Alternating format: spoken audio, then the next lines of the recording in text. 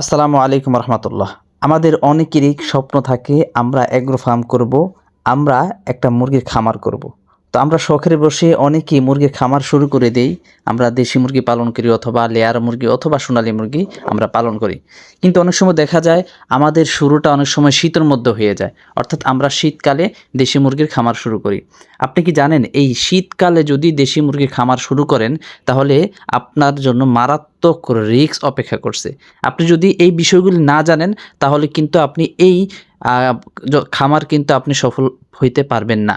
অতএব আপনি পুরো ভিডিওটা দেখেন, স্কিপ করবেন না। ইনশাল্লাহ আপনাকে কয়েকটা পয়েন্ট বলবো, এই পয়েন্টগুলি যদি আপনি মাথায় রাখেন তাহলে অবশ্যই ইনশাল্লাহ সেই অনুযায়ী কাজ করলে আপনি মুরগির খামারে সফল হবেন ইনশাল্লাহ।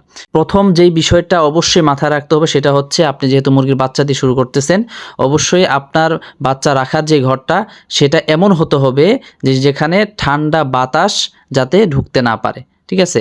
আবার উপযুক্ত আলো বাতাস যাতে যাইতে পারে এটাও লক্ষ্য রাখতে হবে।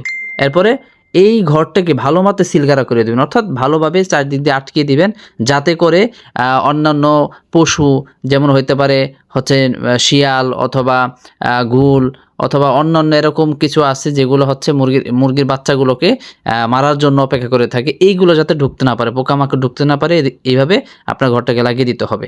দ্বিতীয়ত যে বিষয়টা আপনার অবশ্যই মাথায় রাখতে হবে সেটা হচ্ছে বাচ্চার ব্রোডিং বা তাপমাত্রা। অর্থাৎ শীতকালে বাচ্চা মুরগির জন্য তাপমাত্রা নিয়ন্ত্রণ সবচেয়ে বেশি জরুরি। ব্রোডিংয়ের ব্যবস্থা অপরিহার্য, অর্থাৎ এটা আপনাকে মাস্ট বি লাগবে শীতকালে। আপনি যদি শীতকালে ব্রোডিংয়ের ব্যবস্থা না রাখেন আপনি বাচ্চা বাঁচাতে পারবেন না। প্রথম 2 সপ্তাহ তাপমাত্রা প্রায় 900 থেকে 950 ডিগ্রি ফারেনহাইট অথবা 35 ডিগ্রি সেলসিয়াসের কাছাকাছি রাখতে হবে। অবশ্যই আপনাকে এই ডিগ্রি বা সেলসিয়াসের ভিতরে রাখবেন এবং প্রতি সপ্তাহে ধীরে ধীরে তা কমাতে হবে। লাল আলো বা ব্রোডার ব্যবহার করে উষ্ণতা বজায় রাখা যায়। আপনারা এইভাবে হচ্ছে মুরগির ব্রোডিং করতে পারেন, অর্থাৎ প্রথম 2 সপ্তাহ তাপমাত্রা প্রায় 900 থেকে 950 ডিগ্রি ফারেনহাইট অথবা 35 ডিগ্রি সেলসিয়াসের কাছে রাখবেন। এরপর যত দিন যাবে আস্তে আস্তে কমাবেন। এইভাবে আপনারা ব্রোডিংটা সম্পূর্ণ করবেন ইনশাআল্লাহ। 3 নম্বরে যে বিষয়টা মাথায় রাখবেন সেটা হচ্ছে পুষ্টিকর খাদ্য এবং পানি। শীতকালে মুরগির পুষ্টির চাহিদা বেড়ে যায়, তাই উচ্চমানের প্রোটিন ও ভিটামিনযুক্ত খাবার সরবরাহ করতে হবে। সবসময় পরিষ্কার ও গরম জল দেওয়ার চেষ্টা করবেন। কুসুম কুসুম গরম পানি দিবেন, ঠিক আছে। ঠান্ডা পানি মুরগির জন্য খাওয়াবেন না, কারণ ঠান্ডা জল মুরগির স্বাস্থ্যের জন্য ক্ষতিকর হতে পারে। তো 4 নাম্বার যেটা বলবো সেটা হচ্ছে রোগ প্রতিরোধ ও স্বাস্থ্যবিধি। শীতকালে রানীক্ষেত, এরপরে ব্রঙ্কাইটিস ইত্যাদি রোগের প্রকোপ বাড়তে পারে, তাই নিয়মিত টিকাকরণ ও খামারের স্বাস্থ্যবিধি মেনে চলা আবশ্যক। অসুস্থ মুরগিকে দ্রুত আলাদা করে চিকিৎসার ব্যবস্থা করতে হবে।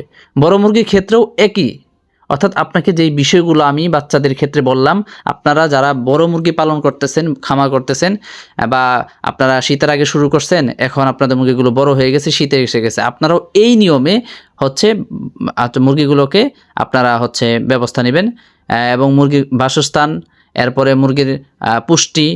আর বড় মুরগির ক্ষেত্রে অবশ্যই আপনারা একটা কাজ করবেন, সেটা হচ্ছে যত পারেন ঔষধ কম লাগাবেন, মুরগিকে ঔষধ কম খাওয়াবেন, আপনারা প্রাকৃতিক ওষুধটা খাওয়াবেন, প্রাকৃতিক চিকিৎসা দিবেন। অর্থাৎ আপনারা এই শীতকালে ঠান্ডা জ্বর থেকে বাঁচানোর জন্য মুরগিকে আপনারা প্রতিনিয়ত অল্প অল্প করে আদা খাওয়াবেন, পেঁয়াজ খাওয়াবেন, কিছু কিছু করে কেটে খাবারের সাথে মিশিয়ে দিবেন।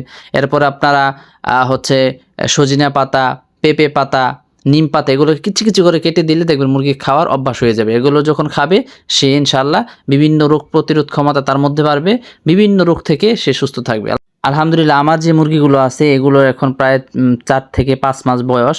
আমি এখন পর্যন্ত ছোট থেকে এখন পর্যন্ত তাদেরকে শাকসবজি যেমন সজিনা পাতা, এরপরে হচ্ছে পেঁপে পাতা, এরপরে হাঞ্চে শাক, এগুলো কিছু কিছু করে কেটে দিই। আলহামদুলিল্লাহ খুব ভরপুর খায়, ঠিক আছে। এর দ্বারা কী হয়, আলহামদুলিল্লাহ একটা ভ্যাকসিনও আমি করিনি।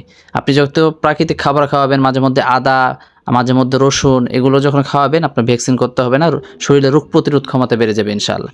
তো দর্শক, আপনাদেরকে যে টিপসগুলো আমি দিলাম এই টিপসগুলো যদি আপনি মেনে চলতে পারেন ইনশাআল্লাহ আপনি আপনার খামারে সফল হবেন ইনশাআল্লাহ। আপনার মুরগি সুস্থ থাকবে, খুব দ্রুত ডিম দিবে ইনশাআল্লাহ এবং অসুখ বিসুখ কম হবে। তো ভিডিওটি ভালো লাগলে অবশ্যই লাইক দিবেন এবং আমাদের চ্যানেলটি সাবস্ক্রাইব করে আমাদের পাশে থাকবেন পরবর্তী ভিডিও পাওয়ার জন্য ইনশাআল্লাহ।